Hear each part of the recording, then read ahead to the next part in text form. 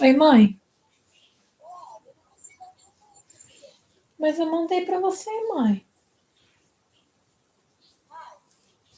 Peraí que eu vou mandar de novo.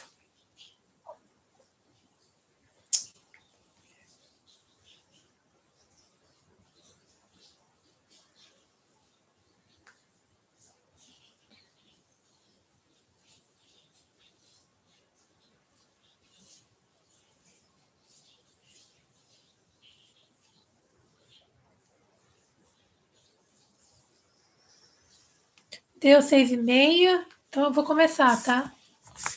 Acho que não vai entrar mais gente aqui dentro dessa live. Então eu vou começar. Tá. Eu vou começar. Seguinte.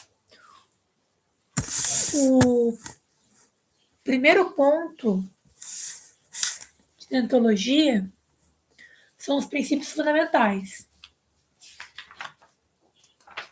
que são 7. Que provavelmente ela pode vir comprar eles certinhos. Os restos são as gerais. Mas no geral que o psicólogo ele vai basear o trabalho dele em respeitar os direitos humanos, promover a liberdade, dignidade e igualdade de todo ser humano, todo ser humano. Ele vai trabalhar visando a promoção da saúde, nunca um benefício próprio, e ele vai prezar por eliminar qualquer que seja o tipo de discriminação ou negligência com algum indivíduo. Então, por exemplo, assim, se ele perceber alguma situação ruim, ele vai denunciar. Ele não vai deixar aquela situação continuar daquele jeito. Ele vai ter a responsabilidade social, que ele vai sempre analisar onde está inserido e vai nortear o seu atendimento, o seu preço, a forma que ele atende, dependendo de onde ele está inserido e qual público ele está tentando atingir. Um psicólogo sempre vai se aprimorar, nunca vai ficar preso no tempo, porque como a sociedade muda, as demandas também dela mudam. Então, a todo momento, você tem que estar melhor para você fazer um atendimento com maior qualidade. O psicólogo também vai promover a universalização da informação, que significa o quê? Como fala? Deixar aquela informação mais acessível para qualquer pessoa que esteja ouvindo. Então, ele vai balancear o vocabulário para o paciente poder entender na sessão. Para ele não sair da sessão sem entender nada.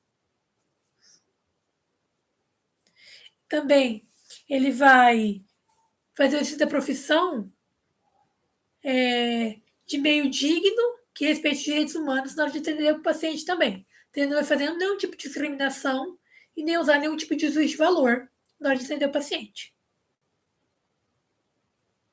Tá. Aí a gente tem as obrigações ou os deveres do psicólogo. O psicólogo, ele sempre deve prezar pela qualidade do atendimento dele e o bem-estar do paciente. Então, quando ele perceber que ele não é capaz mais de atender aquela demanda, ele deve encaminhar esse paciente. Porém, ele não pode, em qualquer circunstância que seja por acidente, seja por qualquer que seja o motivo, quando ele for fazer esse encaminhamento, ele só vai deixar disponíveis as informações do prontuário do paciente. Nunca as informações pessoais que ele recebeu do paciente por meio das entrevistas, por meio de outros testes. Além disso,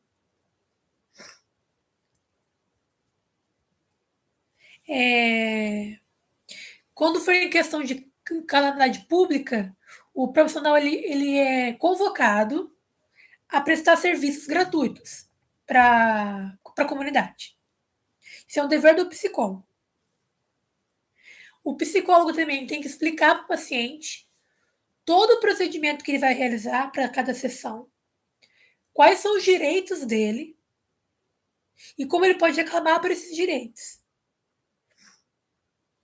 E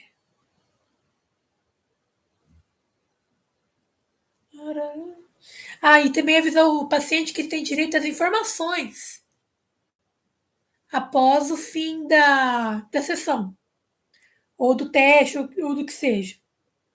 E também o dever do psicólogo é denunciar qualquer profissional ou exercício de profissão que esteja quebrando as regras do código.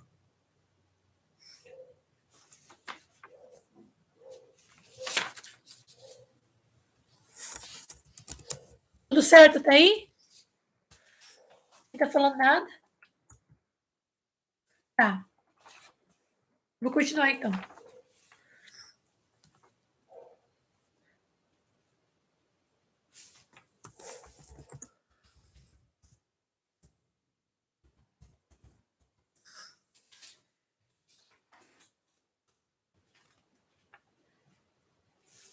Tá.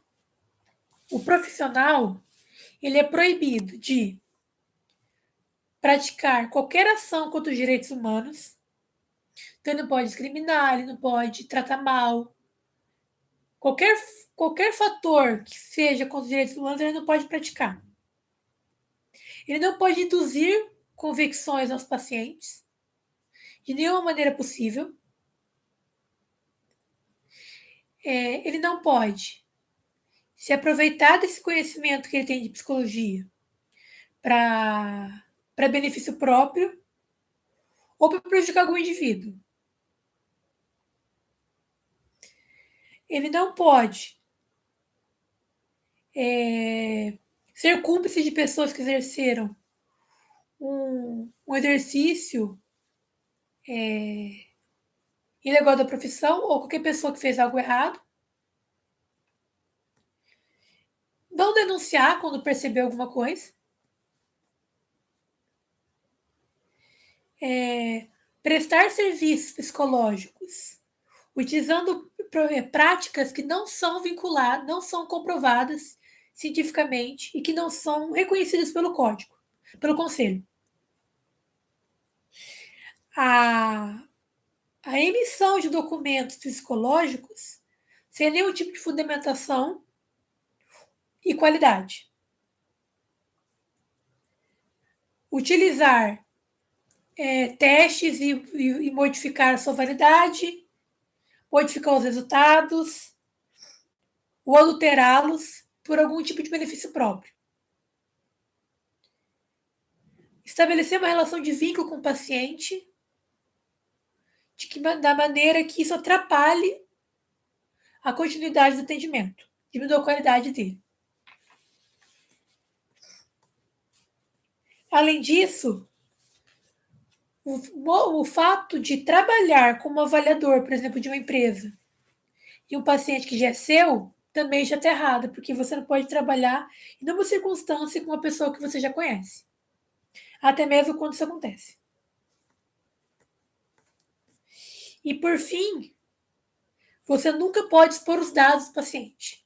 Em qualquer circunstância que seja de encaminhamento, seja ordem judicial, seja o próprio paciente pedindo as informações, você sempre vai deixar disponível apenas o prontuário, que é a sua hipótese médica e o resultado dos testes. Mas as informações pessoais dele nunca vão ser mandadas para você. É algo só seu, só do psicólogo que atendeu ele. Vai saber.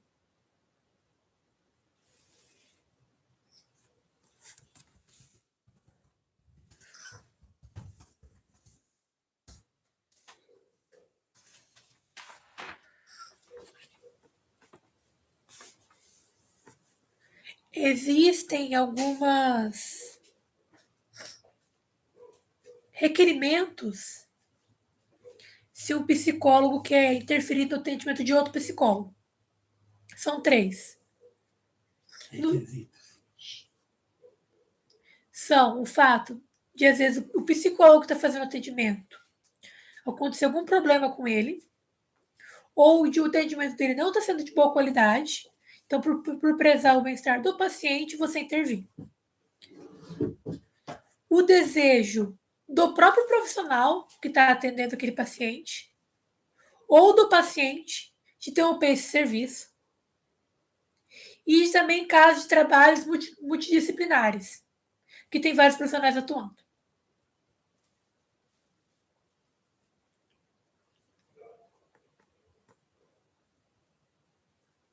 Ok. O sigilo ele pode ser quebrado com um único motivo. Quando é em prol da segurança do próprio paciente. Porque às vezes aquelas informações podem ajudar alguma vida. Então, aí, nesse caso, você pode quebrar o sigilo. Com o requerimento do juiz, como eu já falei, só o prontuário. Nunca mais que isso. Em caso de registro de sessões,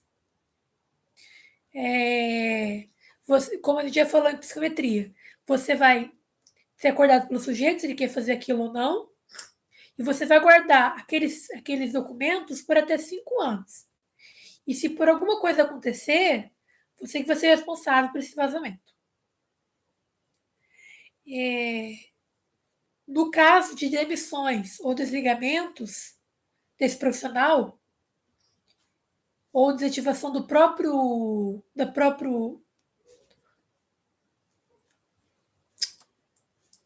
documento que determina que ele vai atuar como psicólogo, não lembro o nome agora. Ele vai destinar esses dados todos para o conselho para ele determinar qual lugar que esse documento psicológico vai ser mandado. Ou para algum outro profissional que ele conheça e que vai atender essa pessoa. No caso de pesquisas, a gente só tem que informar os riscos para a pessoa e como vai ser o procedimento. Tem que ser algo voluntário, não pode ser imposto, que a pessoa participe. E que a pessoa tenha um acesso às informações no final. Na questão de propaganda, de se promover, o profissional, profissional tem que formar, quando informa que é um psicólogo, tem que formar o número do código, as habilitações que possui, apenas as regulamentadas, e não mentir na própria propaganda. O psicólogo não pode fazer divulgações sensacionalistas, apresentar preços, expor pacientes ou casos para se promover, associar alguma crença ao seu atendimento, ou apresentar outras modalidades profissionais. No caso de redes sociais, você nunca pode quebrar alguma dos princípios fundamentais. Então, a dica nunca é você postar nada relacionado a alguma crença ou ideologia sua, porque isso vai nortear o seu paciente. Então, o certo quando você é um psicólogo é ter uma rede social privada e uma particular. Quer dizer, uma privada e uma profissional.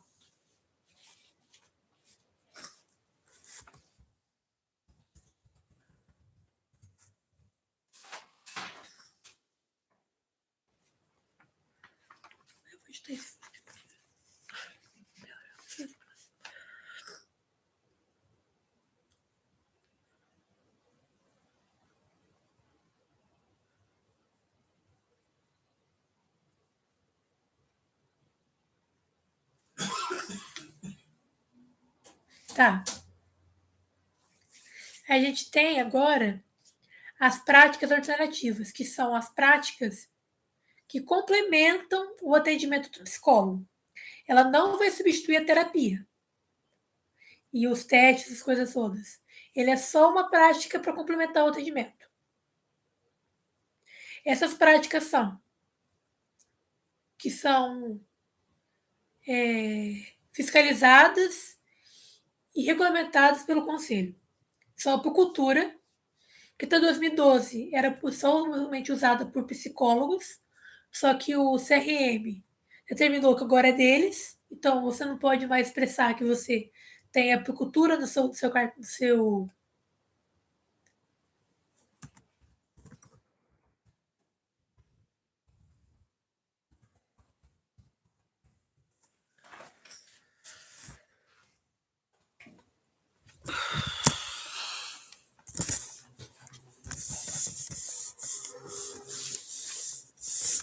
Tá, vou falar de novo.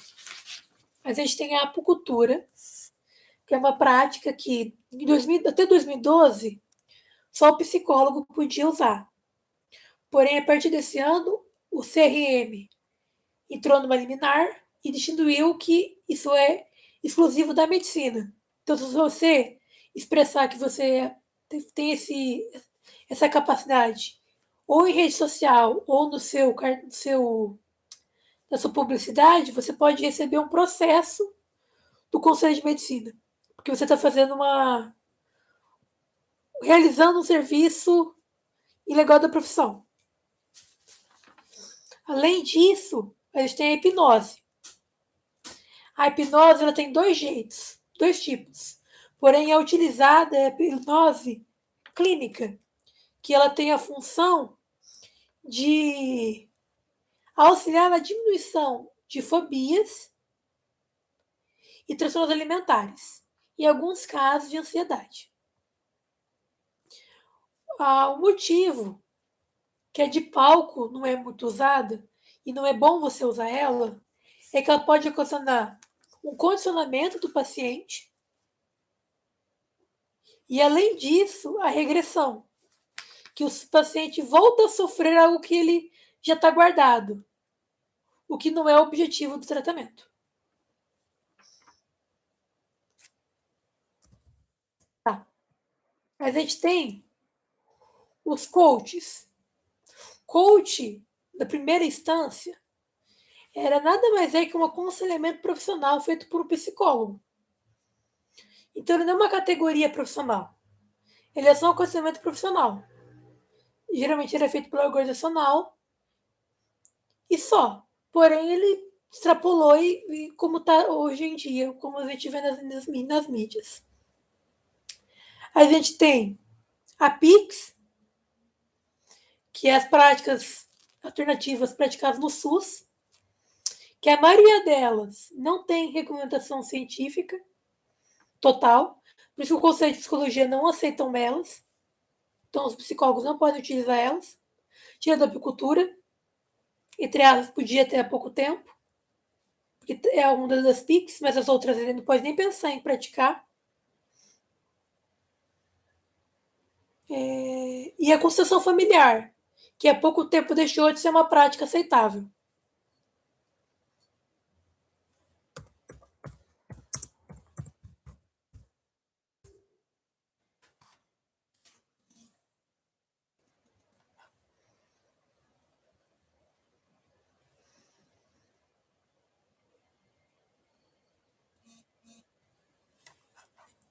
Tá.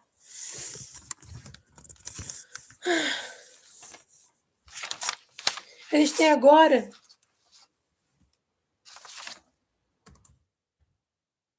seguinte, Gi. As PICs são as inúmeras práticas alternativas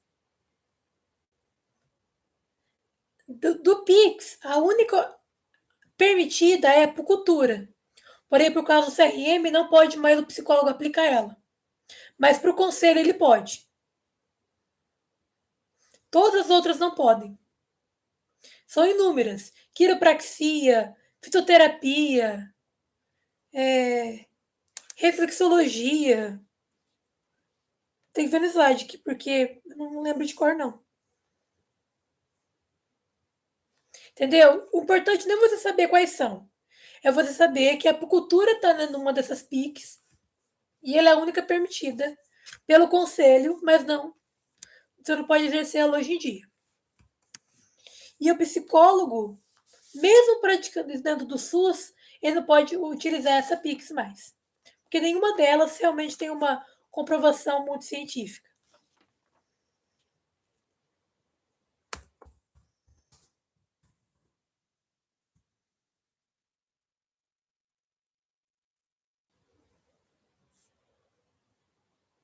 Tá. A gente tem agora algumas relação com as questões que ela dá da lista. Elas são: qual que é a importância do código? Para que ele serve? Ele serve para garantir um padrão de serviço, que ele coloca como obrigação do psicólogo, além de regulamentar e orientar o exercício daquela profissão.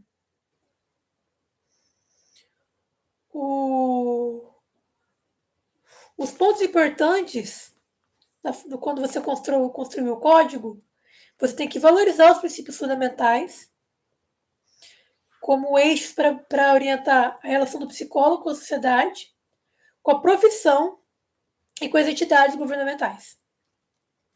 Discutir quais são os limites que o psicólogo tem na hora de intervir nessa sociedade.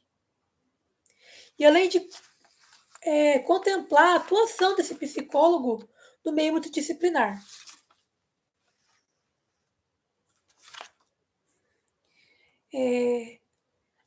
Uma outra questão é qual a importância desse psicólogo sempre estar se atualizando, nunca estar parado. Porque esse conselho nunca está imutável. Porque pensa, igual a gente viu a professora falando na aula, que o conselho provavelmente vai ter rapidamente vai ter uma nova versão. Porque a tecnologia de 2005 para cá mudou muito. Então a gente precisa urgente de uma regulamentação dos meios digitais. O que pode e não pode fazer lá. Então, esse conselho, ele anda junto com a sociedade. Quando a sociedade se modifica, o profissional tem que se adaptar e esse conselho tem que se adaptar para melhorar a atividade de ser profissional.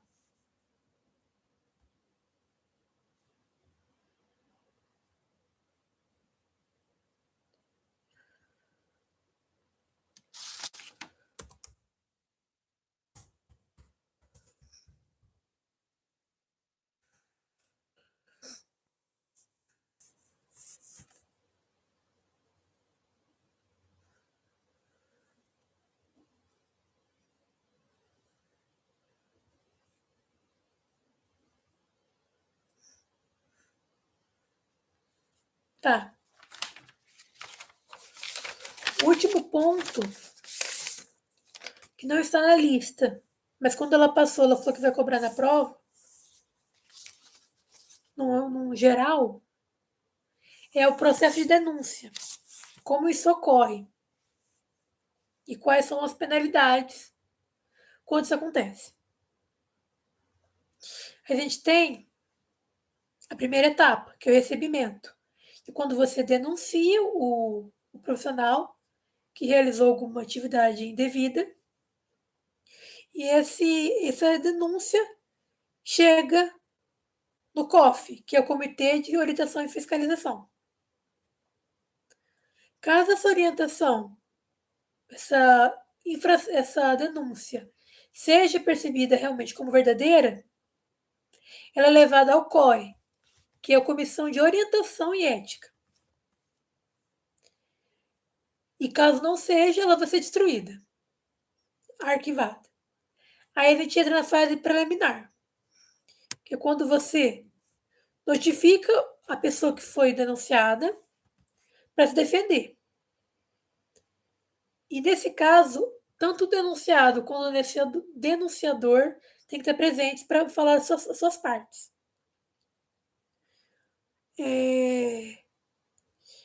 Quando essa defesa é suficiente, o COI ele elabora um relatório e manda ao plenário, que é tipo um júri.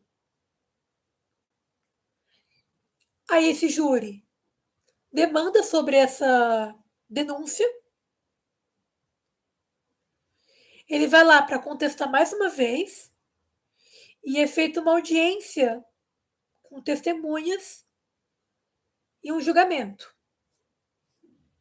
Se nesse julgamento ele for comprovado como culpado, ele tem até 30 dias para fazer um recurso. Se não der certo, ele é acusado e ele vai entrar, dependendo da infração e do número de vezes que ele foi infracionado, que ele fez esse erro, ele vai para as penalidades.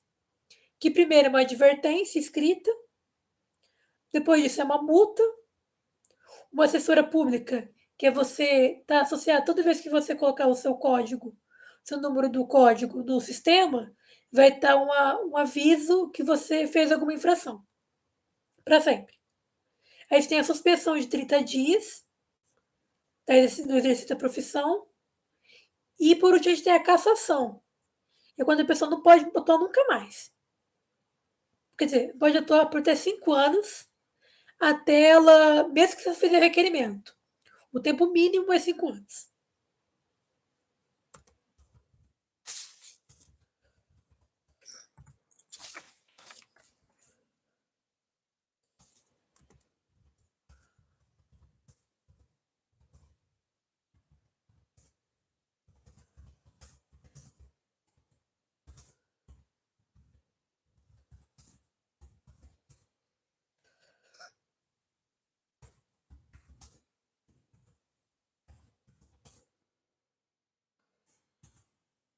As penalidades, elas são nessa ordem. Primeiro você tem a advertência escrita por e-mail ou por carta. A gente tem a multa, que depende do valor. A gente tem a censura pública, que é toda vez que você entrar no sistema do Conselho de Psicologia e colocar o seu código, vai estar lá junto qual infração você cometeu. Isso geralmente nunca mais sai do sistema. Então vai marcar o, o currículo desse profissional. A gente tem a suspensão, que é 30 dias que você não pode exercer a profissão. E por último, a gente tem a cassação, que é você não poder atuar por até 5 anos. Mesmo se você fizer um requerimento, você só pode atuar depois de 5 anos.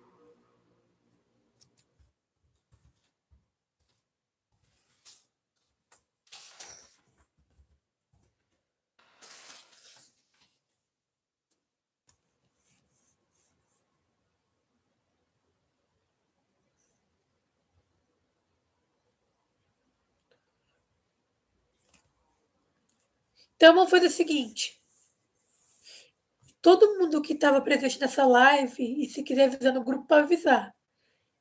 Eu vou começar outra aula às 7h30. Eu quero todo mundo jantado, porque essa aula vai demorar provavelmente. Não tem muito conteúdo. Seu conteúdo é complexo. Provavelmente eu vou dar a aula só para a turma A, porque a turma B é outro professor. Mas então até 7h30, tá? Ter todo mundo comido, pra gente ter que parar a aula mais. Ok? Até daqui a pouco.